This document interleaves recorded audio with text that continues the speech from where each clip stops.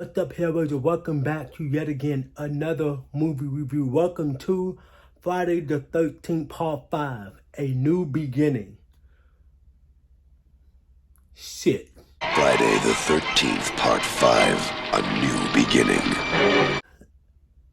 I want to dive straight into this because I'm not a fan of this movie, but we're going to do what we always do.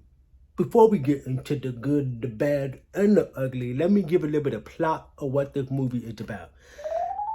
This movie tells a story about a copycat killer who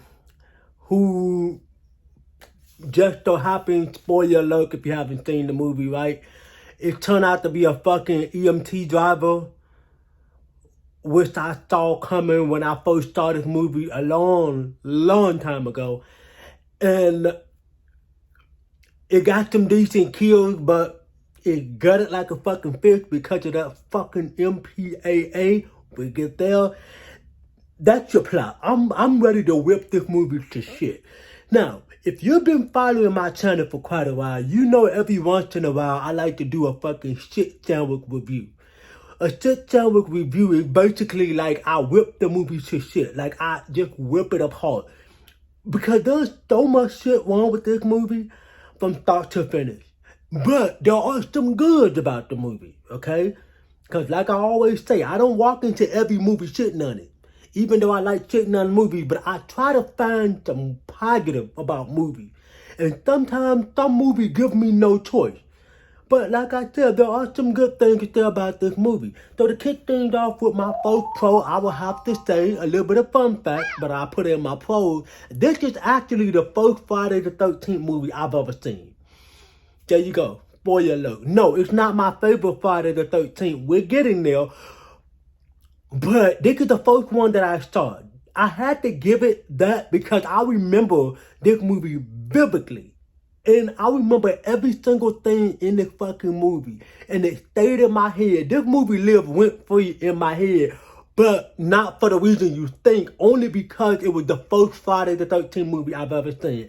It came on late at night when I was little. I think I like Channel 9. Here in Chicago, it's Channel 9, WGN9. And me and my two sisters watched it. It was real late at night. And I remember this movie vividly for the one reason. We're going to get to it. But that's the only positive that I wanted to leave it at. But there are some other things I want to say. So to kick things off with another pro, I will have to say, I love the 80s aesthetic in this movie. Like, this movie is so stylistic. It's probably the only 80s Friday the 13th movie up to this point, right here at 5. There's another one that I like because of the 80s part of it. We're going to get to it. But this movie has some great 80s atmosphere. Like, it looked phenomenal. I've always liked the 80s wardrobe. I've always liked it with the 80s J. Curls. And there's two of my favorite characters in this movie. We're going to get to them in just a second. But I've always liked the look of the characters. I like the way they dress. I like the way they talk, the over-the-top acting. We're going to get back to that in a second. But I've always admired that. And then to follow up with that, I have to say I do like these two individual characters. So basically, these two characters is a couple. And then, this is why this movie went free in my head, okay? I'm about to spoil this part before I get to the two characters. But, you know the two characters, they singing this song, ooh, baby, that shit went free in my fucking head. And as I was watching the movie, I'm like, oh, no way. My favorite part in this movie about to come up. And I literally almost fucking started laughing and crying at the same time because I remember when I first heard that shit for the first time, and I couldn't stop saying that shit. And my sister was like, dude, let it go. You're annoying the shit out of me. And I just never stopped saying it. That's why. Because I like those two characters, and I like that song they were singing. And so it always went free in my head. Now, according to that character, they the only two characters that I like in this movie. They're the only two. They the only two characters I was rooting for in this whole fucking movie. And they fucked it up by killing them. Fuck you for that. And another pro I would have to say, I hesitate to say pro. is the kills. Not the kills, but I like the aftermath. I like I like what happened when they show the kill. In terms of like, after Jason do the business and then they show what it looked like. I like that. We'll get back to that in the cons, but it's decent. One of my favorite ones will have to be the belt kill. When Jason put the belt behind the guy on like a tree, and he started twisting like this little stick inside of it, and it started like impaling his fucking, the belt started impaling through his face. It was decent if I actually got to fucking see the goddamn kill, but it's decent for what they go for. It shows the physical strength of Jason, and that's what I always love. I've always loved the physical strength of Jason. Another kill is the motorcycle decapitation kill.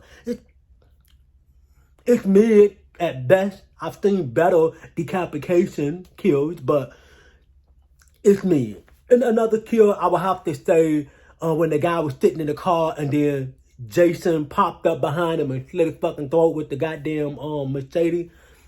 I've seen better ones, but I just had to put that on a list because I forgot it was even in a movie. It kind of caught me off guard because I forgot it was there. But yeah, those the only pros that I got. So to kick things off into the con, we're diving head first into this son of a bitch. We're finna rip this motherfucker apart. First and foremost, no fucking Jason. Fuck you for that.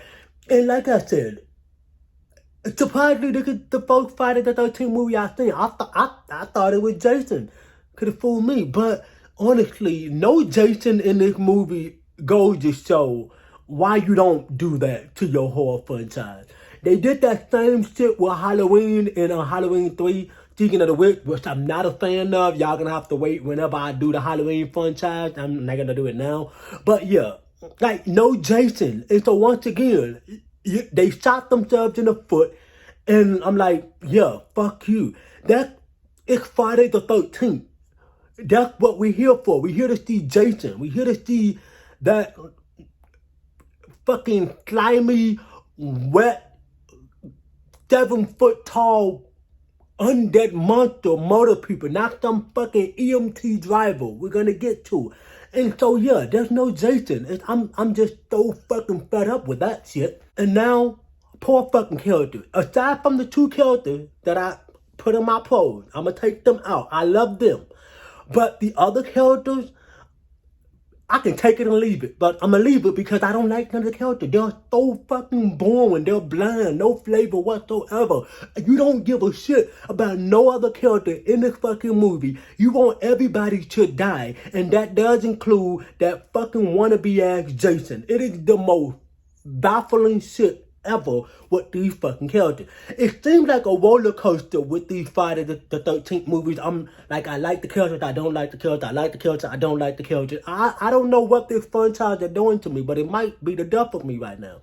But yeah, the characters are fucking horrendously horrible. I don't even know if that's the word, horrendously. Whatever, it is now. But yeah, the characters are fucking stupid. So let's get to the EMT driver. Ever since I was little, when I saw this movie, I immediately knew that fucking EMT driver was a fucking sociopath. I knew he was the guy that they were referencing in this movie, because every single scene that he's in, he's always doing some creepy shit that put a question mark above his head. It's never like the red herring where you gotta kind of like pick out the whole whodunit. This movie just make it obvious that it's the EMT driver. Like, yeah, it's him. You see him, okay, now, like him, alright, now, hate the guy. And like, yeah, I knew it was him right from the get-go. Poor fucking actor. He's probably the worst fucking actor in the whole movie. Actually, I gotta take that back because I gotta give that to somebody else. And to go along with that pro, I will have to... Fuck. John Shepard, what the fuck his name is, as Tommy Jarvis. No, this is the worst actor in this fucking movie. This guy is horrible. From start to fucking finish, I do not like this guy. I want to punch him in his fucking face, but still, he doesn't do anything to what Quay Feldman brought to Tommy Jarvis. He doesn't feel like a a continuation of that character. He feels so distant and so out there, where it's like, I'm looking at him like, dude, what is wrong with you? He acts like he was fucking high on the world's most dangerous drug, and I was not a fucking fan of it. And now, getting into the fucking biggest shit sandwich of the entire fucking review. Let's go fishing. The MPAA needs to fuck off, cause they fuck this movie all the way up. I mean, my God, this movie could have been one of the best Friday the 13th movies to ever exist.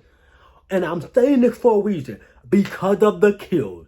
Everything else, I probably would have fucking dropped instead of this is the greatest Friday the 13th movie to ever exist.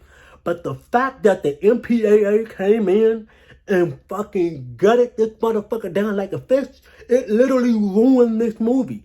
I mean, every single kill is a fucking cutaway or a fucking, they'll show something what it looks like something's about to happen, then they cut it away. Or they hint at a kill, but then they cut it away, and then like 20, 30 minutes or whatever, I don't care, and then they show the aftermath. What the fuck are we doing with these kills? This is a Friday the 13th movie, and it's rated R. Why is it rated R? It should have been fucking PG-13, but unfortunately, it's not. It's rated R. So why give it a rated R when you don't get to see the fucking kills? That's what people come here to see. Even though Jason not in the fucking movie, but still. But yeah, the MPAA is, oh my God, they ruined the shit out of this movie. And guess what? They're gonna keep on going at this point. But my overall thought is that Friday the 13th Part 5, A New Beginning, it's a mid movie at best. I don't even know where they're gonna go on my ranking, but honestly, like I said, it's a mid movie at best. Like, I wanted to like this movie, but the kills were cut away. The characters are horrible, aside from the two characters that I already named that I did like. But yeah, that's gonna wrap up your review on this fucking movie. Make sure you consider dropping a like on the video, subscribe to the channel, and turn on that fucking bell notifications. That way when I drop another lit video for the channel, you'll be the first ones to get it. Remember, stay creepy, stay spooky, and I'll see you next one.